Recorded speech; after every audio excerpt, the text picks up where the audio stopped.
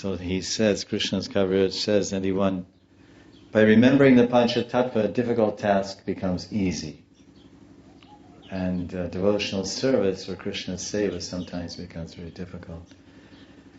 So the Panchatattva there are 5 forms of mercy, 5 forms of Shakti and energy to combine to combine and present themselves to us for our empowerment and for our determination and fearlessness and success in our duty.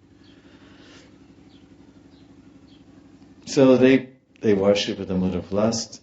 Shishupal offered his hatred to Krishna with the mood of anger, krodha. Kamsa offered his fear, the mood of fear. Nanda Maharaj, he offered parental love, sneha, vatsalya, affection. They have that idea in India, in families. Generally the youngest child, used to have large families, 10 children, 12 children, 6 children. So the last one of the string, or group, batch, whatever, the siblings, the last one usually got the most affection, and the term is used snigdha or sneha. She or he would be the special, the pet child, the special child. So this word often applies in this vatsalya bhav, parental love. The self-satisfied sages, they worship Krishna with a mood of oneness, aikya. The Vrishnis, Pandavas and others, they worshipped in a mood of friendship.